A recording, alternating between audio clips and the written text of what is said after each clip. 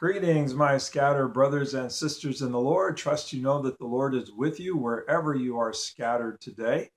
And today we are moving into John chapter 13. This is where we come to the foot washing story. John is the only one who shares this event with us, and it is a very fascinating event. It's just before the Passover feast, and Jesus is having dinner with his disciples. And Jesus knows that his hour has come for him to leave this world and to return to the Father. And he has loved his disciples, and now he's going to show them the full extent of his love. He's going to love them to the end.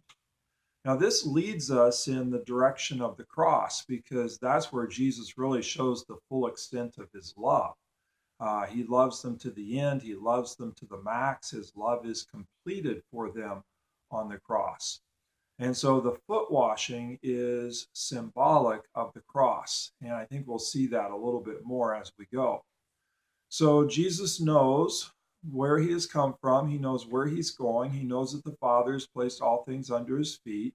And he's having dinner with his disciples. And so what he does is he gets up from the head of the table and takes off his robe, takes off his garments, and puts on a servant's towel.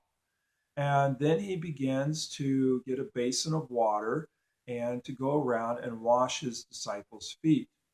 After he washes their feet, then he returns to his place. He puts his clothing back on and he returns to his seat at the head of the table. And so we have this V pattern to where Jesus gets up from the head of the table and descends all the way down to a servant's position of washing the feet of everyone else at the table. And then Jesus reascends. He goes back to the head of the table. And so we have this V pattern.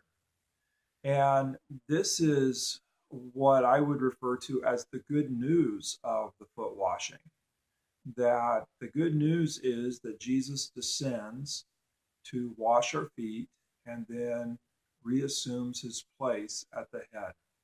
I hope you're catching this, that this is symbolic of Jesus' whole mission, that he's at the right hand of the Father, and at the behest of the Father, Jesus leaves his place and he descends all the way, taking on flesh, so that he could cleanse us, so that he could purify us.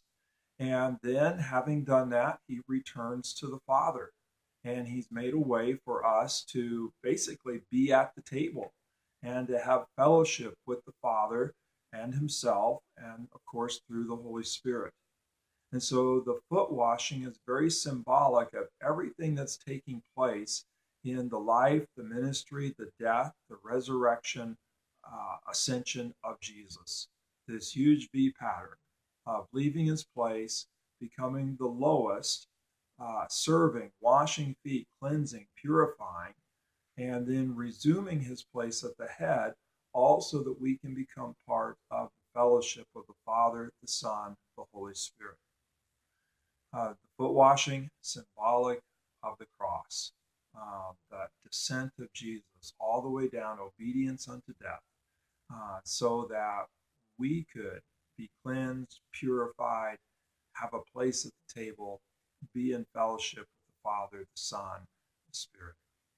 So as you go through the day, wherever you are scattered, think about the foot washing first and foremost as good news.